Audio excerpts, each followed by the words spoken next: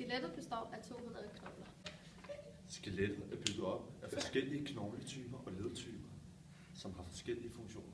Det vil sige, at skelettet er styret af muskler. Rørknogler de findes i arme, fingre og ben og tær. De sørger for kroppens store mobilitet.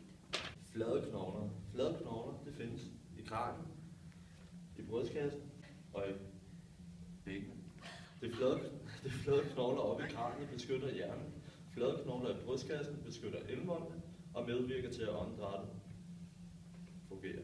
Bækkenet beskytter indvoldene, hver rygsøjlen overfører benets kraft til kroppen. Uregelmæssige knogler de findes i håndroden og i fodroden og i rygsøjlen. Der findes 5 forskellige ledtyper. Der er glideled, som er for eksempel mellem ryghvilerne. Og så er der drejeled.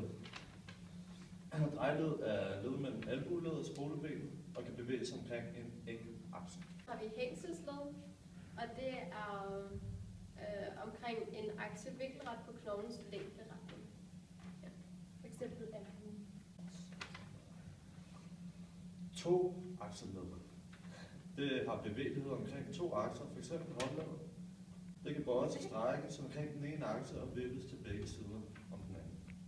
Så har vi kugleled, som er 3-akset, og i stedet for at kunne bevæge sig i 2 akser vinkelret på knoglens længderetning, kan den også dreje/rotere i knoglens længderetning. For eksempel skulderledet, det kan føres frem og tilbage, indad og udad og drejes.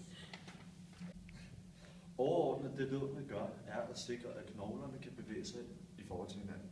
Som at musklerne de gør for kroppen, det er, at de skaber bevægelse. Og en muskel, den udspringer altid fra en knogle, og så hæfter den sig på så passerer den et led og hæfter sig på en anden knogle. Og derved skaber det så bevægelse. Men de kan ikke kun skabe bevægelse, de kan også sådan der stoppe en bevægelse, bremse en bevægelse. Det gør man for eksempel, når man går ned ad trappe. Og til det har man tre forskellige begreber til ligesom at forklare, hvordan musklen bliver brugt på forskellige måder. Og det er koncentrisk, statisk og ekscentrisk. I fase 1 så bøjer man armen og løfter vægten, og det betyder, at musklerne arbejder koncentrisk og derved trækker sig sammen. Så har vi fase 2, det er hvor at du holder spændingen i musklen, og det vil sige, at det er statisk. Så har vi fase 3, hvor at du sænker vægten og derved strækker musklen, og det vil sige, at musklerne arbejder ekscentrisk.